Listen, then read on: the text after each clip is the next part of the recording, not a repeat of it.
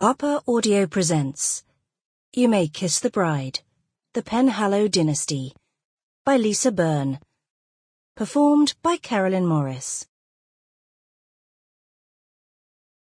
Chapter 1. Wiltshire County, England, 1811. This was dangerous. If she bit her lip any harder, thought Livia Stuart, it would probably begin to bleed, sending a bright red rivulet dripping down her chin and end up staining, in a spectacularly uncouth way, the bodice of her gown. The bodice of the gown which, Cecily had casually mentioned, was hers from 2 years ago. "And you've altered it so cleverly, I scarcely recognized it."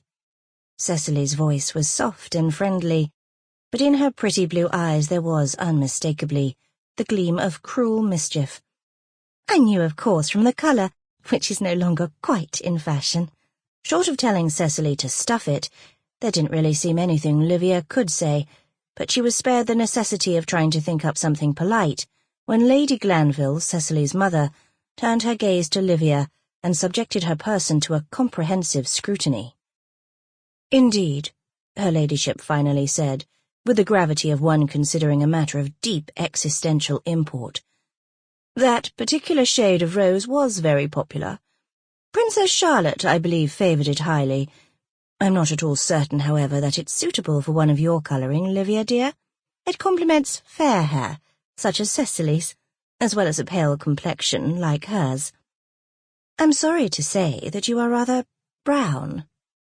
"She would be out of doors so much," Aunt Bella interpolated in her vague, melancholy way. "I've told her repeatedly how injurious it is to both health and appearance, but I do not think Livia attends to me." She sighed gustily, sending the faded ribbons of her cap a-fluttering. "I do not think anyone attends to me. I do not think I am listened to by—" "Far be it from me to pontificate," said Lady Glanville, "but one ought not to dwell on oneself, you know. We must always think of others, as Cecily does, for example. She could give her cast-off gowns to her maids, as most other young ladies do, but instead she insists that dear little Livia have them. It's quite touching, really." "Your Uncle Charles doesn't give you a dress allowance, does he, Livia?" Cecily's tone was sympathetic, too sympathetic. "But then, you don't go anywhere, so perhaps it doesn't matter a great deal." "No," Livia answered flatly. "No, it doesn't matter at all."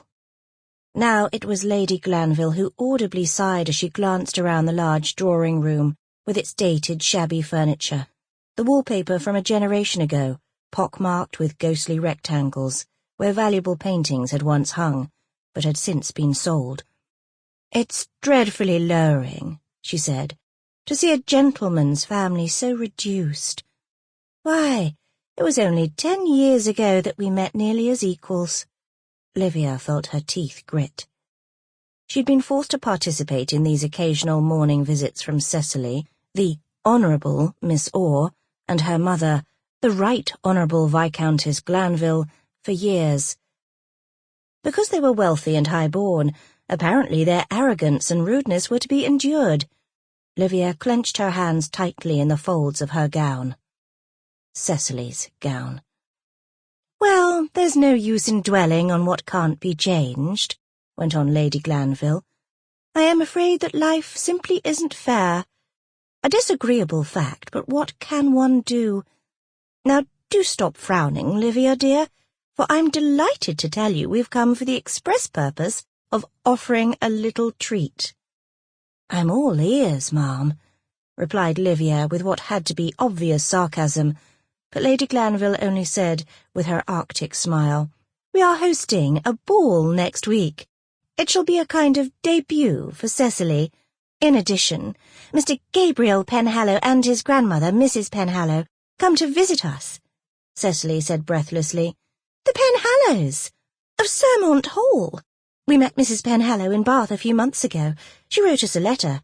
He's going to—" "My dear Cecily, pray refrain from interrupting. It is most unbecoming," said her ladyship.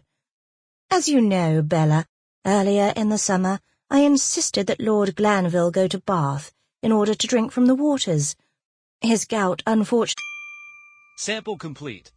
Ready to continue?